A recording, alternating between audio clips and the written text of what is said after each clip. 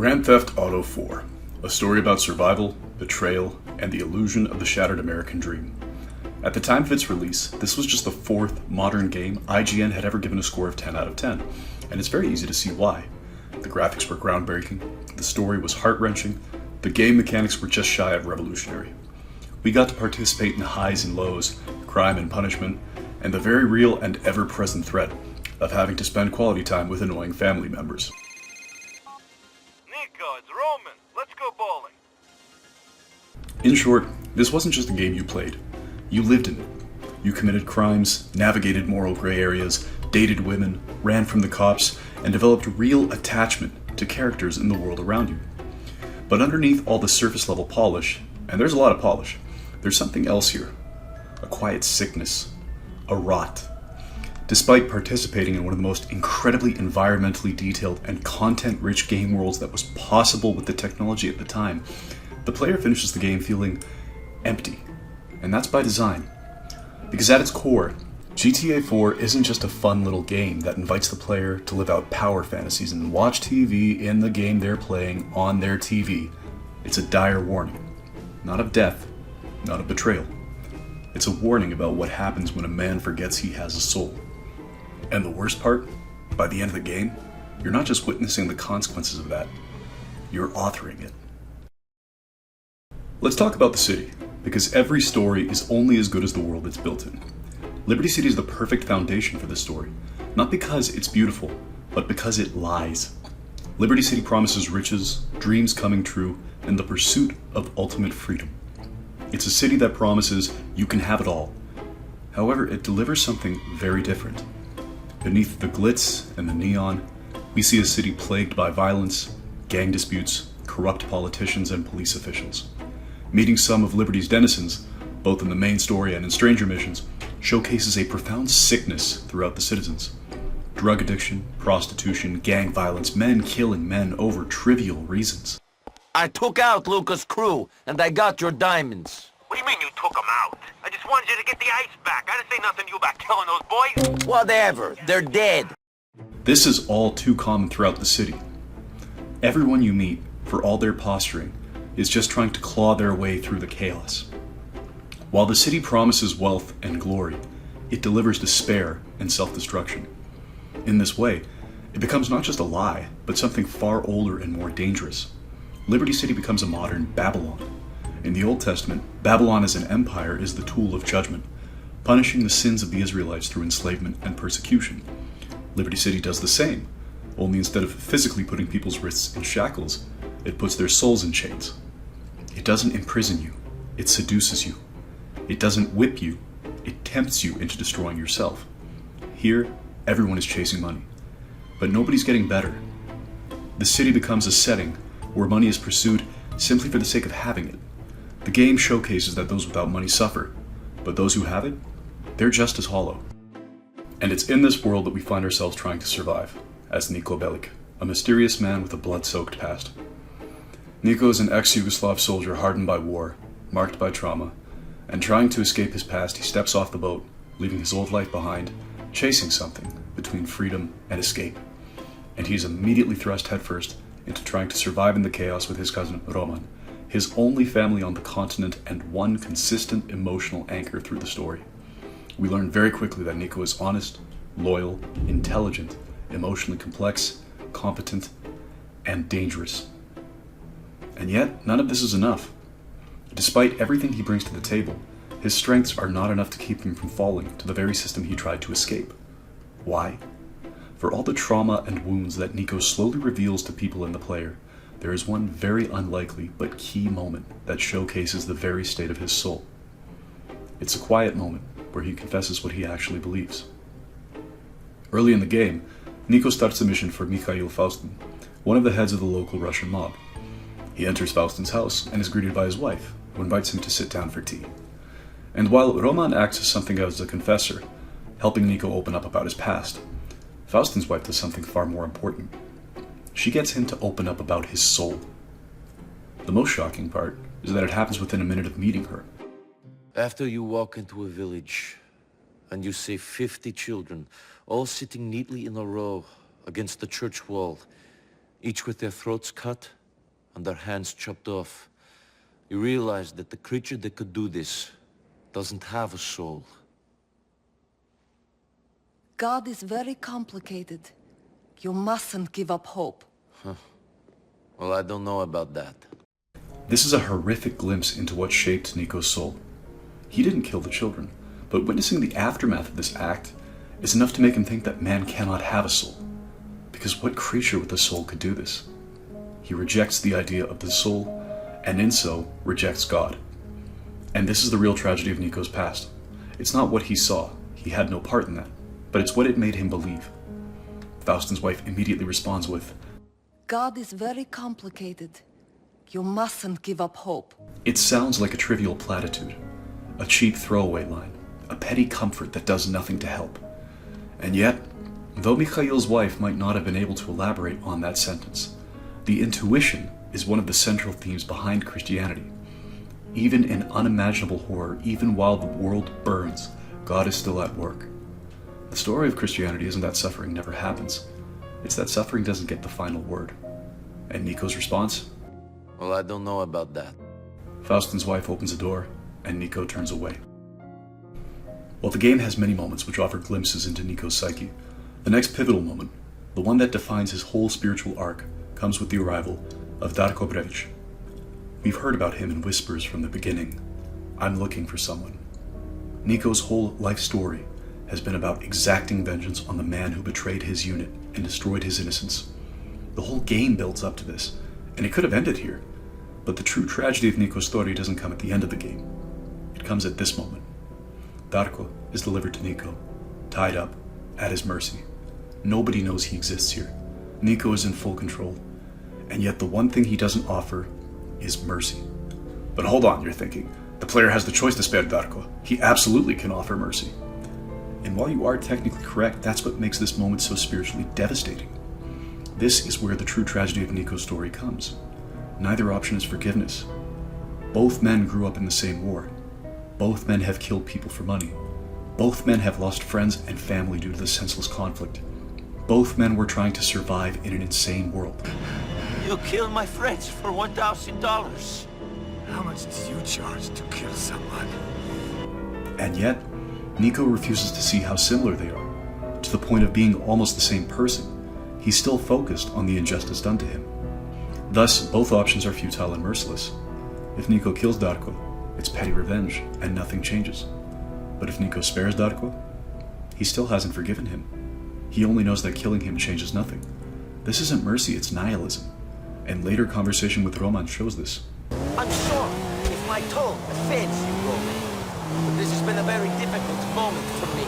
It took every fiber of my being, pulling in the same direction. Not to kill Darko, to not get revenge for all those lives he took away. What made you spare him? I don't know. I wanted it for so long, he would just be dead. Like everyone else from our village. Niko didn't forgive Darko. He simply restrained himself. And in not forgiving Darko, he is unable to forgive himself. This is the crux of Niko's tragedy. He can't forgive. And that refusal is the rot at the center of his soul. This was a chance to see his offender as a man, just like him, trying to cope, trying to survive. Instead of making peace with him in an attempt to restore dignity to both parties, Niko ultimately decides, whatever he does, it's all for nothing. He could have offered grace, not because Darko earned it or deserved it, but because he needed to be free. He was so close to restoring his own soul and freeing himself. But instead of offering forgiveness, he offers cold nihilism. This isn't mercy. This is emotional numbness masquerading as control. And this comes back to haunt Niko in a way that changes everything later on. Before we move forward in the story, there are two characters we need to understand deeper, because both are central to Niko's psyche and ultimately his soul. Roman Bellic obviously functions as Niko's emotional anchor, semi-confessor, family, and his link to the past. But more than that, Roman helps keep Niko grounded in hope. Roman's well-meaning optimism, even though it's bumbling or naive at times, still serves to cheer Niko up in the moment. Roman serves to help Niko get through the day. Roman doesn't come without his flaws. He tries to play it clean and clearly understands struggle in pursuit of a better tomorrow. You know good setup here. You don't, because it was easy for you. You had it all from day one. It took me months to get some cash together. Finally, I bought a cab, and then another. Then I got the depot. I slept under my desk at that place for over a year. Then I got the apartment. The apartment you thought was so shitty. But he still falls victim to the system and gets in with gambling, loan sharks, and shady characters he should have no business keeping around. Roman's not clean, but he's not corrupt. He's surviving. But Kate McCreary? Roman represents Niko's hope for the present, but Kate is Niko's real hope at the future.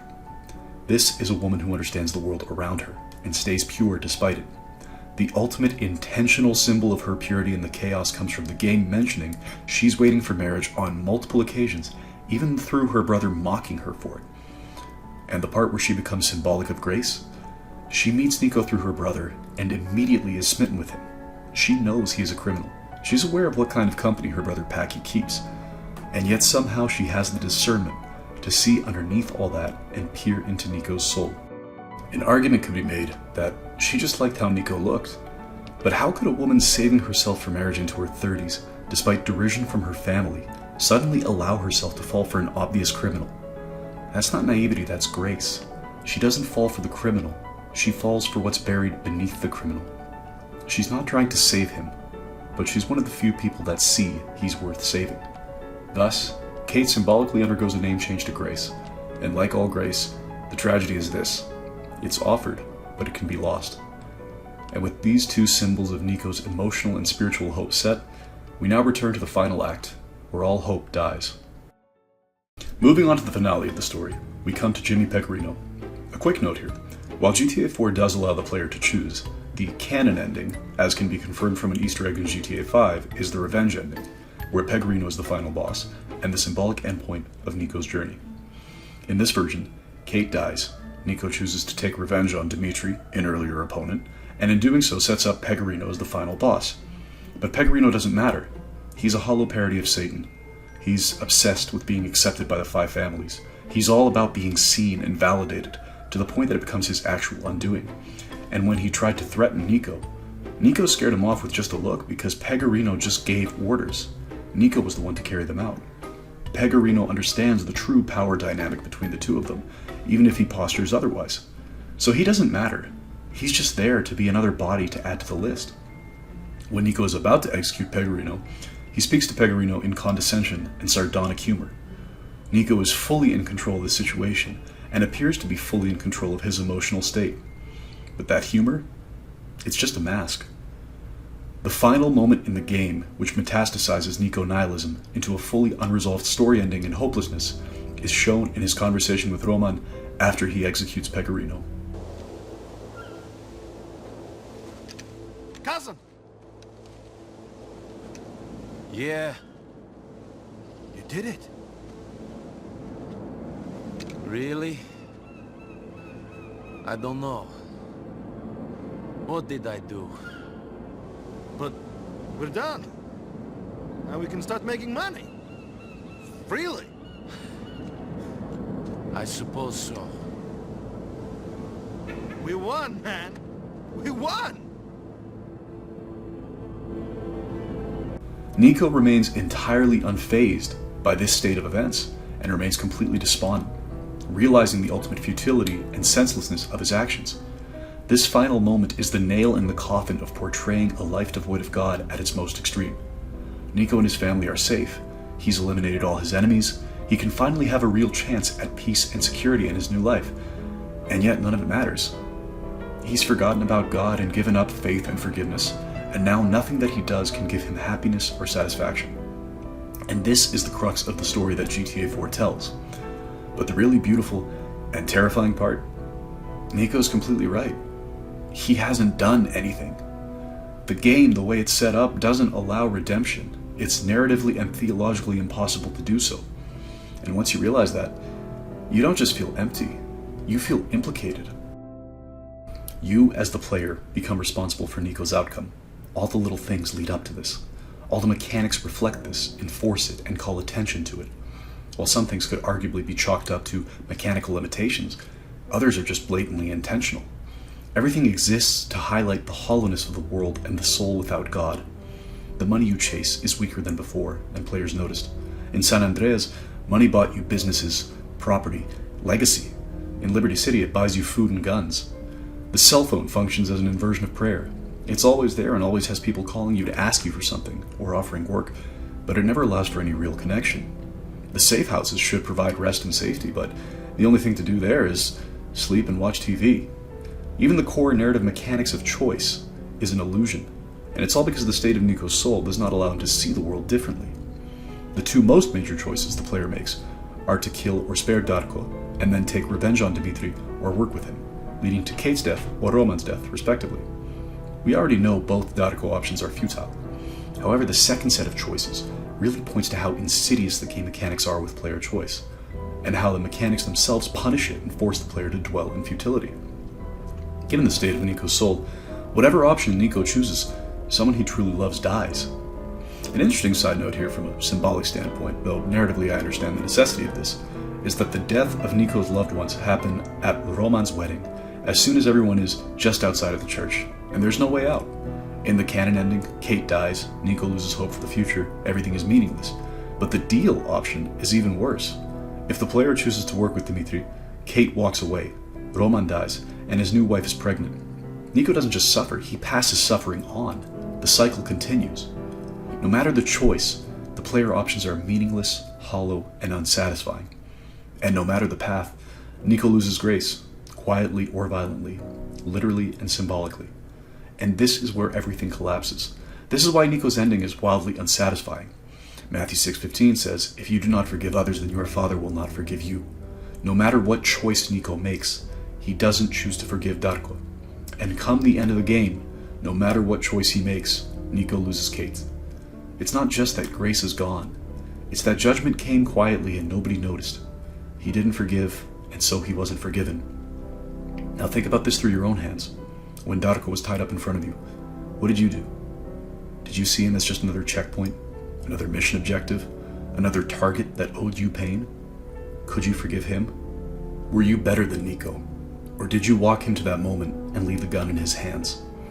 The eerie, bittersweet, nihilistic hopelessness you as the player feel in the final moments of the game is the disconnect between you understanding you've won, but you failed the core commandment behind it all.